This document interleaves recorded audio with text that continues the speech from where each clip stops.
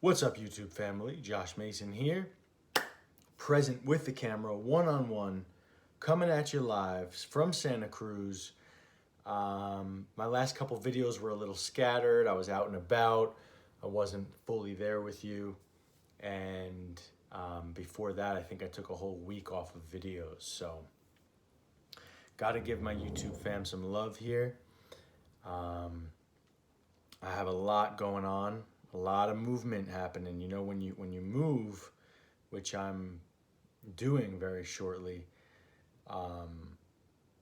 everything gets uprooted. You know, life becomes messy and it becomes, it hits you deep, right? It's at your core. So you really want to put a lot of energy and willpower into finding that next perfect place. That's what I've done for the past few years. I never would have thought I could have left Berkeley. I was loving it there. I have a great community. Everything has been great. But it just feels very, very right for me to be moving in with my girlfriend. And I can go into that in another video, but that's not what this video is about. This video is about the wound.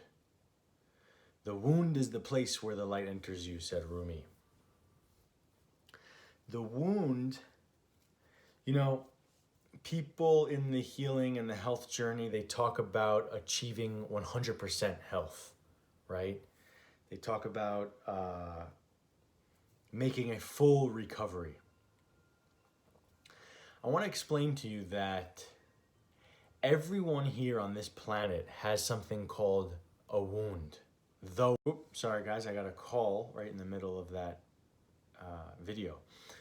So the wound, many of us have wounds, but there's one wound that, honestly, my vision is that most of humanity is actually operating from some place. Everything they do, most people, is an effort to either avoid that wound or to rationalize away from it, justify something different than that wound tells them they are.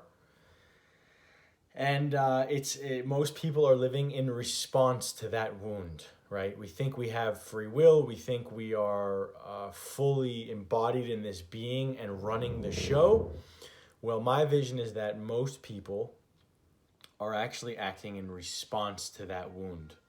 Myself included here many times. What is the wound and what am I talking about? Okay, so achieving 100% health, right? I mean, yeah, that's great to like detox the body and to harmonize and to bring life force into the body, remineralize, get rid of the parasites. All of that is great, okay? And it's essential. But if you want to follow a path of truth and of depth, and you're not going to settle for basically just having health, right? Like having health is a beautiful thing, okay? And I'm still working at it, working through it, working to my goals of health. But the goal is never to get to 100% health for me. For me, the goal is to be fully embodied and incarnated and to really, really understand the inner workings of this vessel and of my emotions and all of my pulls. Okay, my pulls, where we get pulled. We don't have full freedom if we're getting pulled. So the wound is this central focal point that is our core samskara, our core wound. Different schools are going to have different philosophies on this subject, and I'm not an expert by any means. I can only tell you what the wound is for me, right? Some schools talk about the wound being basically having happened when we separated from God, right? Other people talk about the wound being the separation from the masculine and the feminine. At one point in time, all of us souls were masculine and feminine together in one body, basically making love with ourselves at all times, never feeling that void for the other sex. Now, I don't know exactly what went down thousands of years ago or more, but more than thousands of years ago. But the core wound comes from many different possible places and possible scenarios, right? Those are just two common examples in many different spiritual teachings, right? The core wound of basically having been God and then being now a shard of God, right? A child of God.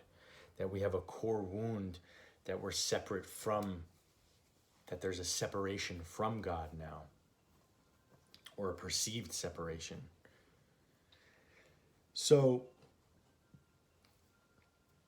the core wound is something that you have to understand. Number one, all beings on the planet are dealing with it. And number two, no matter how much you detox or how much you take care of your health or remineralize or biohack, that core wound will be there, okay?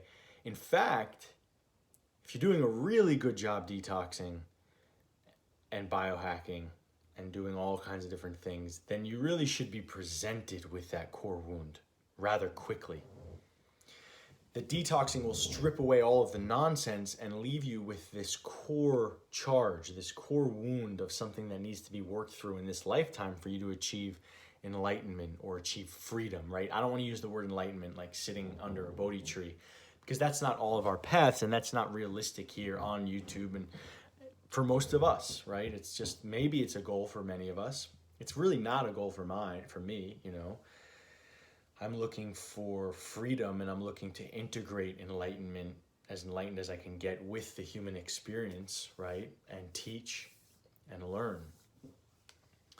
So that core wound will always be there no matter how much work you do on your health.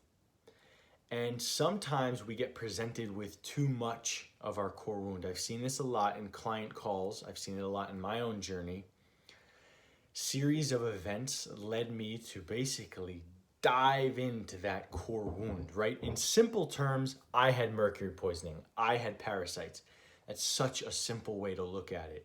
In truth, all of these culminating factors, parasites, heavy metals, mercury, trauma, created a situation where I was forced and dove into that core wound, that gaping hole of a wound.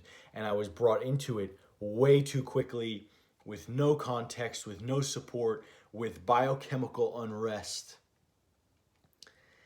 So the wound is what attracts more trauma and more metals and more junk. The metals and all that stuff is like a layer on top of that core wound. And I happen to have a massive core wound, a very intense one, right? Intense souls have intense wounds. People with big, medicines for the world. I guess I'm being a little cocky there by saying I think I have a big medicine for the world, but I really do feel like I have it. They happen to have huge wounds, hence the shamanic initiation, shamanic sickness, right? I hate to label myself in any way or say I'm this or I'm that, but in truth, I feel that I have a big medicine because of my wound, right? And I'm helping a lot of people because of my wound. So I guess I'm just owning the fact that, look, I'm helping a lot of people on this planet, right? Nothing wrong with that.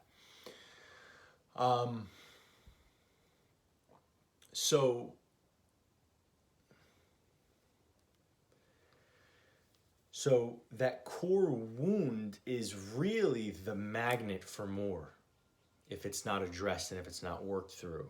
Of course, mercury is very valid and it's very real, and parasites, all of that stuff is very real.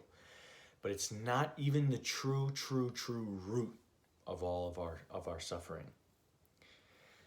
Hence why one individual can have the same amount of mercury as another, and one can be completely crippled and schizophrenic and the other virtually fine. This has to do with the level of trauma and the level of wound, okay? Can you give me a second? I need to get another pillow.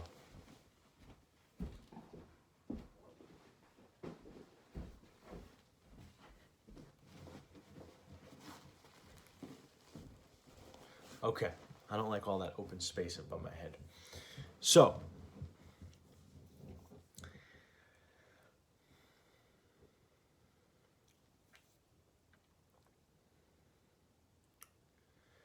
So that core wound, okay, that is the thing, that is where a lot of the magic happens. That is where you can release a lot of shadows and release a lot of life force. There's a lot of life force energy wrapped up in that core wound, okay? The wound can be different for different people. It can present and manifest itself in different ways. Oh, before I move on to that part, in client calls and in my own journey, I watch and have watched personally what happens when someone is too deep in their wound. They're too deep where it's traumatizing, and they don't have enough space from it. They don't have enough solidity to explore it, where actually the goal is to take them out of that wound. It's not just about diving in full on, going in the jungle and drinking 30 ayahuasca ceremonies, and the only way on the other side of that fire is through it. That's one paradigm. You have to understand that this is generations and generations and generations of trauma. We will fry our circuitry if we could just say, universe, relieve me of my pain, and we truly wanted that. There was a genie there, and the genie was like, I grant you one wish, because that's all you'll need if you want that wish. You won't even need 2 more, because you'll be dead. What is your wish? I want to relieve myself of all of my pain, all of my heavy metals, all of my toxicity, and all of my trauma. Tonight, I want to wake up relieved of it. You would die. You would die. This whole thing would fucking explode.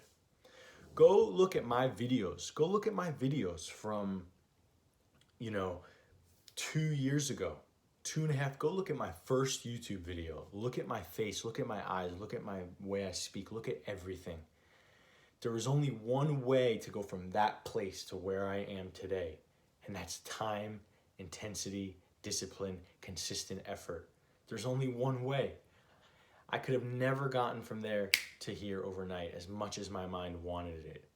And I can never go from where I'm going to be 2.5 years from now, more bright, more clear, more grounded, more centered, everything. I pray to work more closer to all of those goals.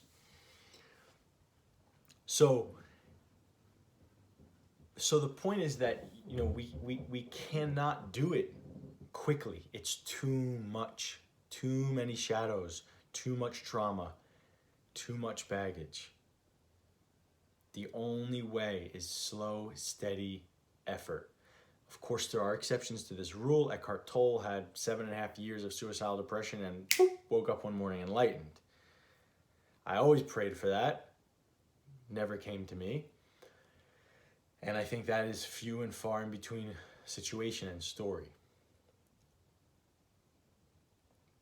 So it's not about jumping and swimming in that swamp. We have to be able to have some context and swim in it, but have almost like going down into a mine, having that very, very secure line and that rope up above where someone is there, that thread to the light, bringing you back up whenever you get too deep. So a lot of times it's important. And probably a lot of people on this channel, if you resonate with my channel, I know you resonate with depth and with intensity. And what I'm telling you is that sometimes it's time to come up for air. It's not all about going in. Sometimes we need to come up for air. And I'm learning this about my own journey. So it's not all about jumping, diving into that fire. It has to be in a way where you can actually process it. So you need context, you need a thread to the light, you need the right modality, the right set and setting, the right mindset. And then you can explore those wounds. Now, even with all of those things in place, let me tell you, that core wound is a scary, dark place, okay? And it's intense. And there's a lot there. There's a lot of stuff there for you to explore. And again, it's different for every individual. It manifests in different ways. Some people may have a core wound that manifests in the form of a panic or anxiety or a tormenting voice. Some may have, a depressed, this piece of them that's shattered and depressed, right? We talk about like people talk about depression as it's some sort of simple thing. But what about, aside from the biochemical depression, what about having a little piece of you that's shattered and broken and had gone through so much shit, either in this life or in another life, if you believe in that sort of thing, that piece of you is still fractured and shattered? Do you think any amount of detox or any amount of antidepressants or therapy is going to be able to unravel that broken piece? It requires deep, deep spiritual work, and however you find that, so be it.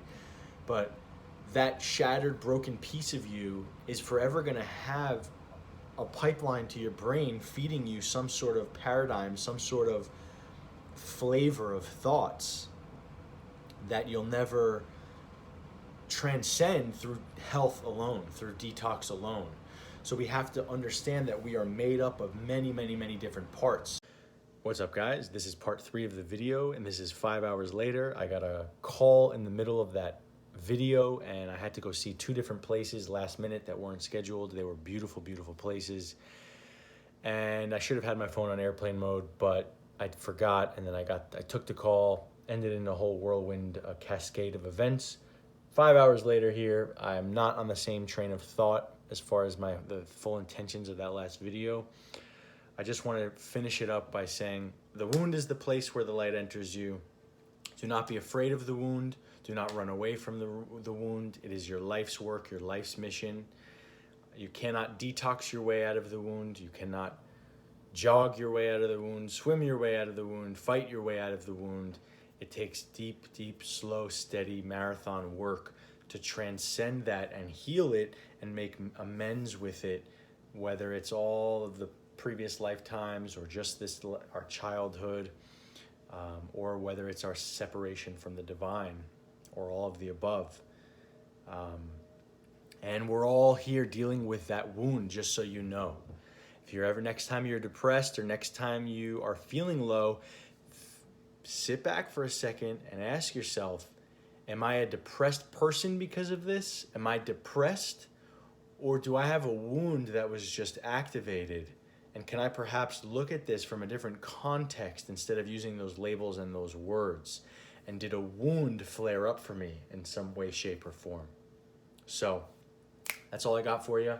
I'll make another video on this subject straight through with my phone on airplane mode, or back at my studio in Berkeley with my proper camera gear. I'm heading back tomorrow, so the next video you'll see, unless I film a video in the car on the drive back, is going to be up close and personal, good quality, good audio, my normal situation.